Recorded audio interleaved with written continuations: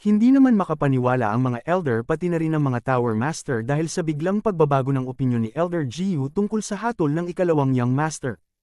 Agad naman na tinanong ni Huang Po ang opinyon ng elder na kasama ni Yan Tang kung ano ang masasabi niya sa kanyang hatol.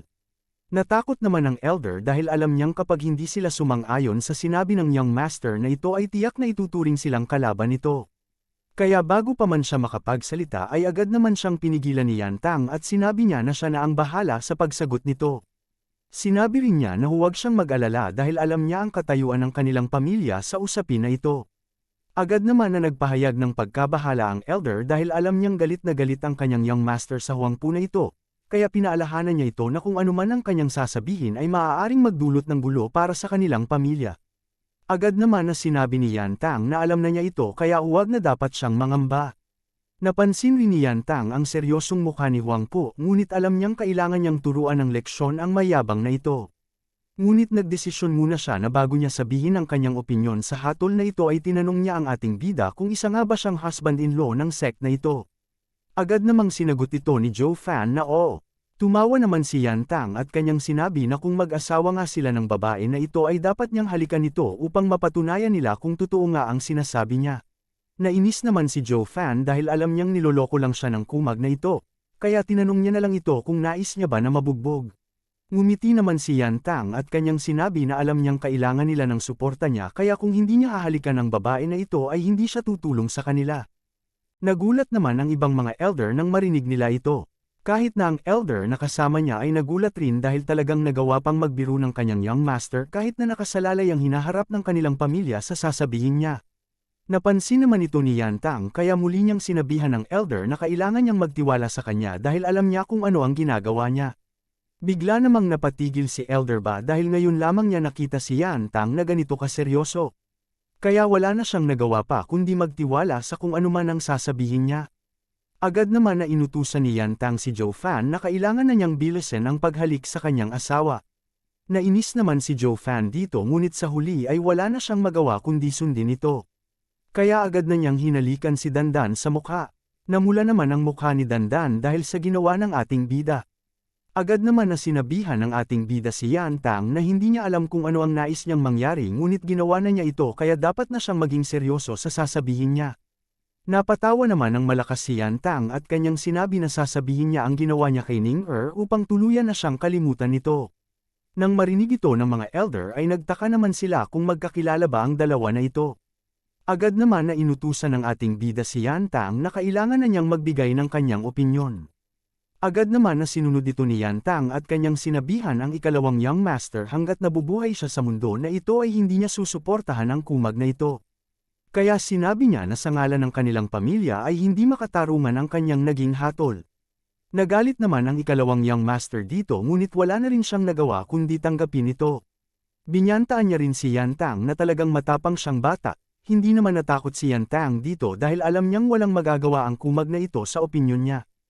Agad naman na sinabi ni Chuchu na dahil hindi nagkasundo ang lahat sa hatol na ito, ngayon ay hindi na maaaring sundin ang hatol na ito at mababalewala na lang.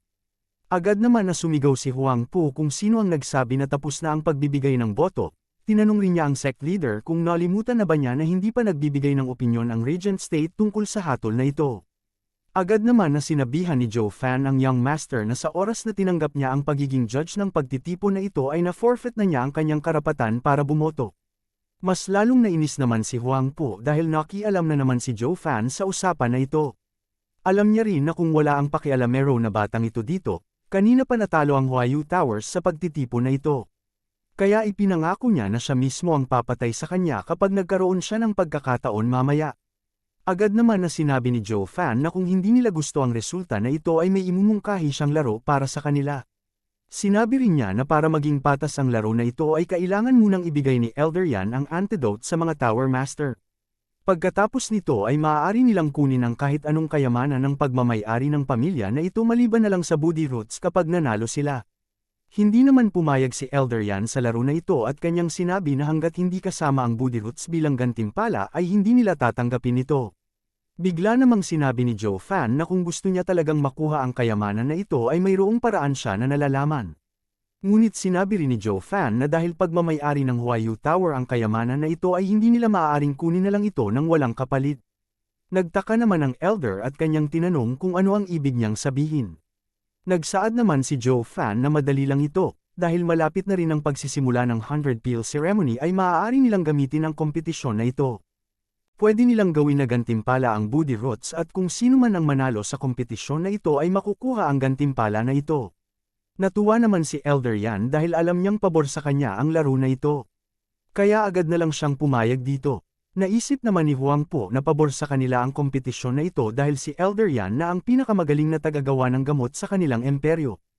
Kaya agad na niyang sinabi na tatanggapin nila ang laro na ito. Nagulat naman si Chuchu dahil ayaw niyang pumayag sa laro na ito. Ngunit bigla namang sinabi ng ikalawang Young Master na pagod na siya kaya kailangan na niyang umalis. Dahil dito ay natapos na ang pagtitipon at nagsimula ng umalis ang mga elder. Bigla namang pinatigil ni Chuchu ang ikalawang Young Master at tinanong niya ito kung bakit nagawa niyang pagtaksilan siya. Hindi naman ito sinagot ni Huang Pu, sa halip ay sinabi lang niya na binigyan na niya ng pagkakataon ng pamilya niya ngunit hindi niya tinanggap ito. Nagtaka naman si Chuchu dito dahil hindi niya alam kung ano ang pakay ng tao na ito. Sinabi naman ni Huang Pu na para rin ito sa ikakabuti ng kanyang pamilya, kaya sa tingin niya ay walang sino man ang makakabago sa pagkawasak ng kanyang pamilya. Sinabi rin niya na kung naging sunod Sun Yearn lang ang pamilya nila ay hindi sana naging ganito ang kahihinatnan nila. Kaya wala silang dapat nasisihin kundi ang sarili nila. Bigla namang sinabi ni Elder Yan na maling tao ang pinili ng sect leader na hinga ng tulong. Sinabi rin niya na kumpara sa kanilang Yaowang Temple, mas nais ng Regent State na makuha ang Budi Roots na ito sa simula pa lang. Nagulat naman si Chuchu nang marinig niya ito. Nang makita ni Elder Yan ang pagkagulat sa mukha ni Chuchu ay tinanong niya ito kung hindi ba sinabi ng kanilang nakaraang sect leader ang totoong nangyari. Hiningi ng Regent State ang Budi Roots na pagmamayari nila, ngunit hindi pumayag dito ang kanilang nakaraang sect leader. Ipinaalam rin ng Elder na hindi lamang siya ang nakalaban ng kanilang sect leader noon, alam niya rin na kung siya lang ay hindi niya matatalo ang matandang sect leader nila.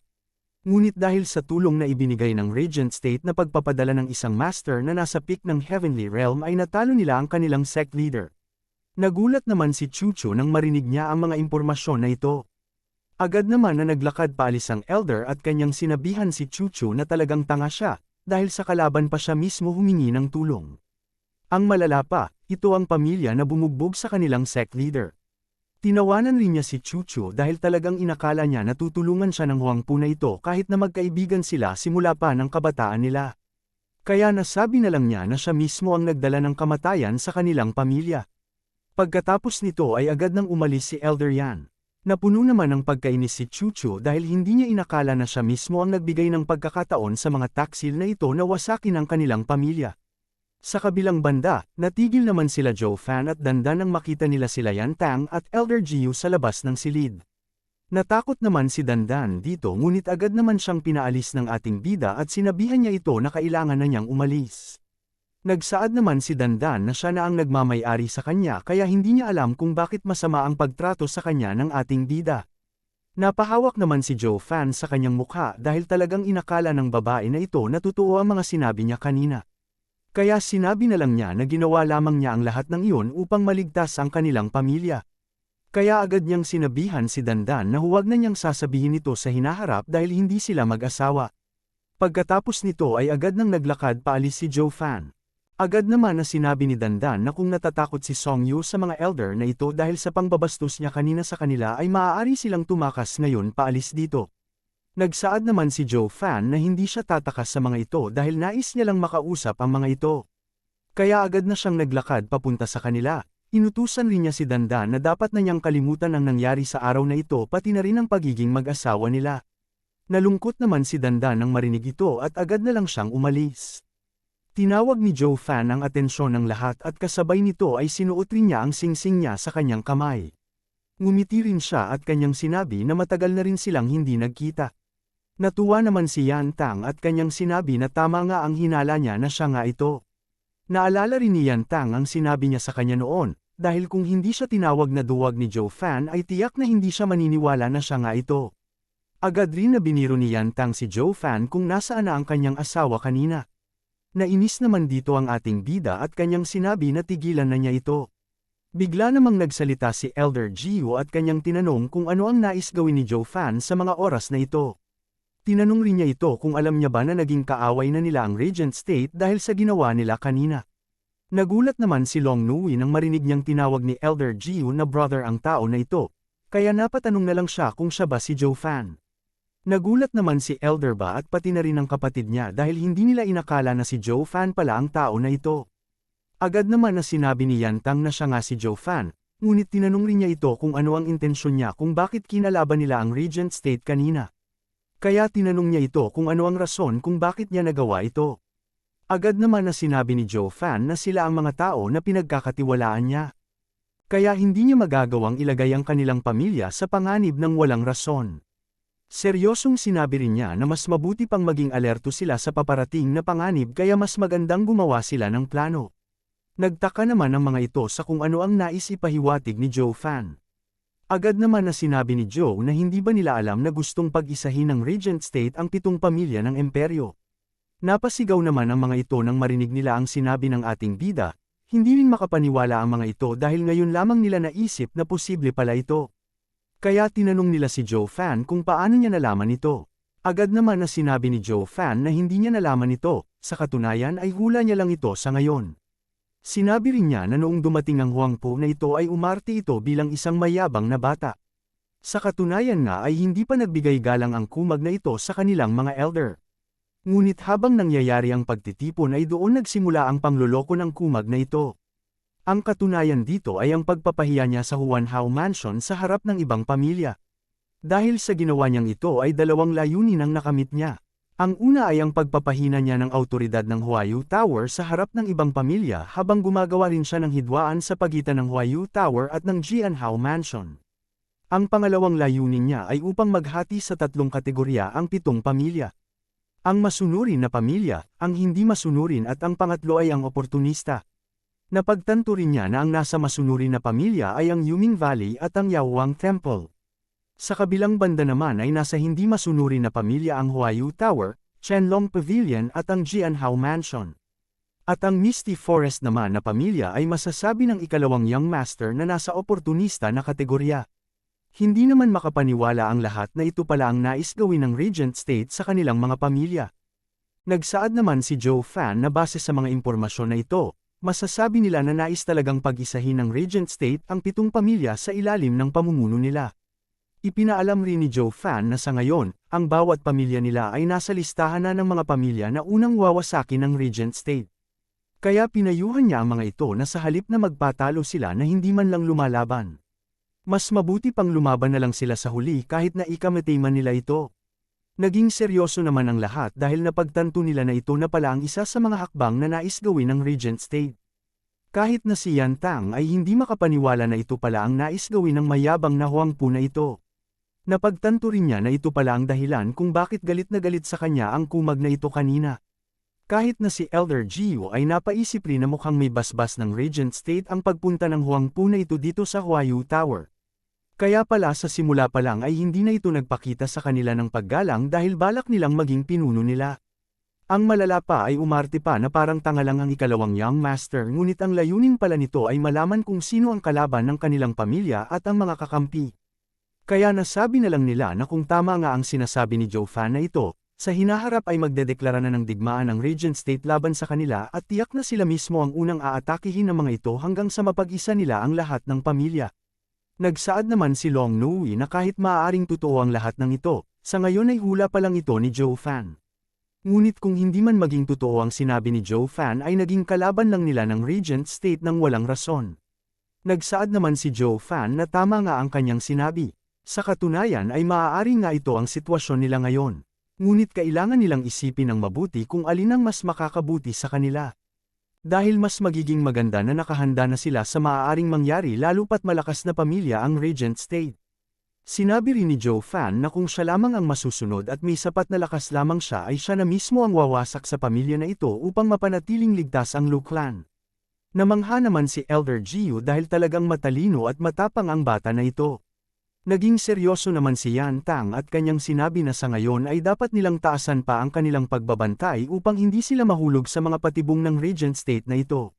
Nasabi rin niya na kailangan nilang ituring ngayon na kalaban ang Regent State at sa tingin niya rin na ang layunin ng mga ito ay makuha ang awtoridad ng Huayu Tower upang mapasailalim ito sa kanila. Ngunit sa kasalukuyang sitwasyon ng Huayu Towers alam niyang matatalo ang sect na ito sa kamay ng Regent State nang walang kahirap-hirap. Kaya tinanong niya si Zhou Fan kung nais niya bang gumawa sila ng alyansa sa Huayu Tower upang malabanan nila ang Regent State. Natuwa naman si Elder Ba dahil ngayon lamang niya nakita na naging ganito katalino magsalita ang kanyang young master. Nagsaad naman si Zhou Fan na tama ang sinabi ni Yan Tang, sa katunayan, ang Huayu Tower ang pinakamahina sa 7 pamilya at sa ngayon ay nasa bingit ng pagkawasak na ito. Kaya ito ang dahilan kung bakit ito ang unang ginawang target ng Regent State. Ngunit tinanong rin niya ang mga ito na kung natalo na ang Huayu Tower sa kamay ng Regent State, sino kaya ang susunod na aatakihin ng mga ito? Bigla namang napagtanto ng mga ito na wala silang magagawa dahil maaaring sila na ang atakihin ng Regent State pagkatapos na sila sa Huayu Tower. Nagsaad si Zhou Fan na ang Huayu Tower ang magiging unang hakbang ng pamilya na ito para sa kanilang plano. Kaya kapag natapos na nilang sakupin ang pamilya na ito, tiyak na sisimulan na rin nilang sakupin ang ibang pamilya na ayaw sumunod sa kanila. Kaya sa ngayon ay kailangan nilang magtulungan dahil alam nila kung sino ang target ng mga ito, kaya kapag nagawa nilang pigilin ang pagkawasak ng pamilya na ito ay magiging malaking tulong ito upang mapanatili na ligtas ang bawat pamilya nila. Kaya muli niyang sinabihan ng lahat na ito lamang ang pagkakataon nila upang matalo ang Regent State sa kanilang binabalak, kaya dapat nila itong gawan agad ng solusyon. Sumang-ayon naman ang mga elder nang marinig nila ang mga ito, bigla namang nagtanong si Yan Tang kung ano naman ang benepisyo na nais kunin ni Zhou Fan sa pangyayari niya ito. Alam niya na ayaw tumulong ni Zhou Fan sa mga ganitong bagay kung walang gantimpala siyang makukuha sa huli. Ngumiti naman si Zhou Fan dahil nagiging matalino na ang kanyang kaibigan. Tinanong niya rin si Long Nui kung naaalala pa nila ang 10 tanong kasunduan ng kanilang pamilya. Nagsaad naman si Long Nui kung ang tinutukoy niya ba ang pag-angat ng Lu family sa 7 pamilya sa loob ng 10 taon. Nagsaad naman si Zhou Fan na tama ang sinabi niya. Ang benepisyo na makukuha niya sa laban na ito ay tiyak na mapapabagal nila ang paglakas ng Regent State kaya magkakaroon ng pagkakataon ng Lu clan na tumaas ang antas nito sa kanilang imperyo. Parang baliw rin na sinabi ni Zhou Fan na kapag dumating ang oras na ito ay hindi na nila malalaman kung sino ang pinakamalakas na pamilya sa kanilang imperyo. Naging seryoso naman si Elder Ba at kanyang naisip na talagang mayabang ang Zhou Fan na ito. Bigla namang nagsaad si Elder Jiu na para sa kaligtasan ng kanilang mga pamilya. Sa tingin niya ay wala silang magagawa kung hindi makipagtulungan sa isa't isa upang matulungan nila ang Huayu Tower na hindi mawasak. Ngunit nagsaad din si Elder Jiu na kung alam lang nila ito agad.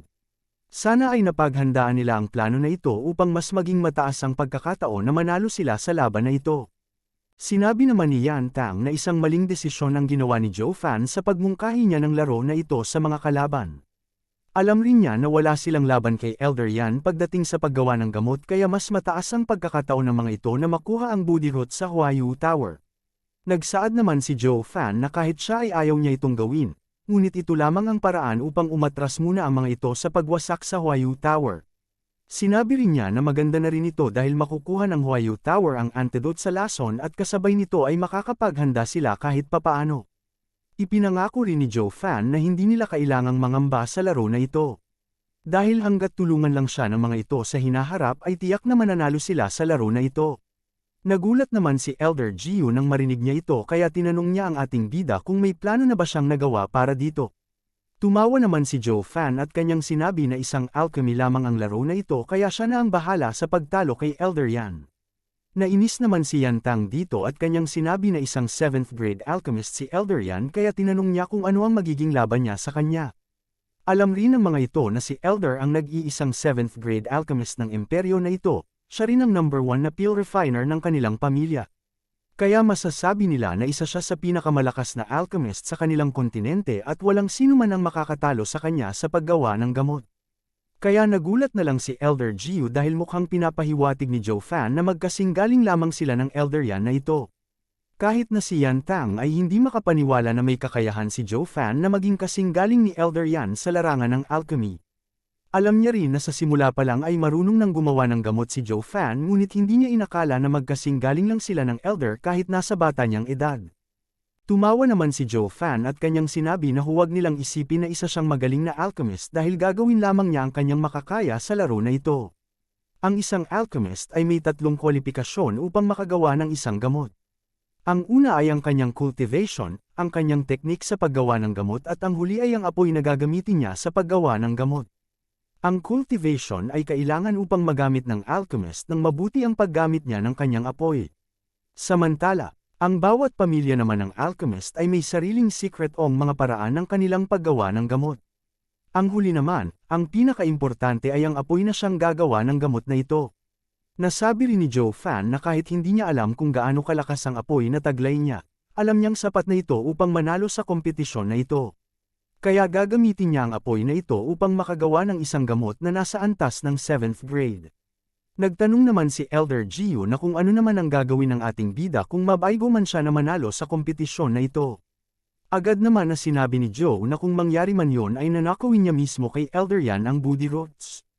Alam niya rin na kapag nasa kanya na ang gamot na ito ay siya na ang hahabulin ng Regent State kaya magkakaroon ng pagkakataon na makaligtas ang Huayu Tower. Natakot naman si Elder Gio dahil kapag nangyari ito ay 3 malalaking pamilya ang maghahabol sa kanya. Tumawa naman si Joe Fan at kanyang sinabi na wala siyang pakialam dito dahil alam niyang magiging kalaban rin naman niya ang mga ito sa hinaharap. Kaya mas mabuti pang patayin niya na lang ang mga ito habang maaga pa. Dagdag pa niya na kung habulin nga siya ng mga ito ay magkakaroon din sila ng sapat na oras upang makapaghanda sa magiging atake ng Regent State. Namangha naman ang dalawa dahil talagang kayang isakripisyo ni Joe Fan ang kanyang kaligtasan para lang sa kanilang mga pamilya. Kaya nasabi nila na maaaring maging posible nga ang laban na ito. Nagsaad naman si Yan Tang na talagang matapang si Joe Fan, kaya nasabi niya na lang na magtitiwala siya sa kanya. Ngunit bigla namang napatigil ang dalawa nang marinig nila ang boses ng Tower Master sa kanilang likuran habang hinihingi nito na patawarin nila si Song Yu. Kaya nagulat na lang ang dalawa dahil mukhang mali ang pagkakaintindi ng Tower Master dito.